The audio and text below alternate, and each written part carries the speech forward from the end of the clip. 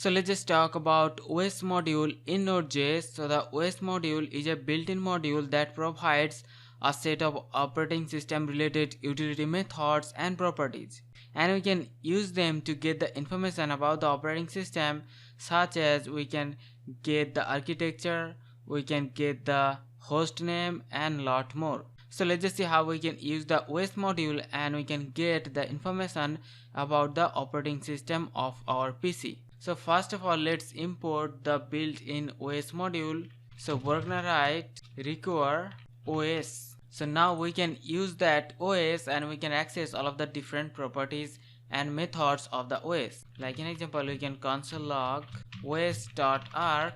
So this will return the architecture of the OS. So now if we run node main, so the current OS architecture is 64-bit. Similarly, also we can check the platform. So we have to write platform, and the platform is Win32. We can also check the type of the operating system. So os.type, and you can see the type is Windows NT.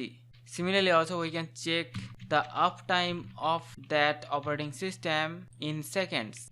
So here is the uptime of the operating system, and also we can check the host name, and if we run, so here is the host name. Similarly, also we can get the free memory available in the PC, the total memory, and also we can get information about the CPU. So we have to call os.cpus. So if we run that, so here is, you can see we have information about the CPU, and here we have the total memory, we have the free memory, and so many other details. So this way we can use this built-in OS module and we can get detailed information about the operating system and the hardware. So that's it for the video. We'll see you on the next one. Take care.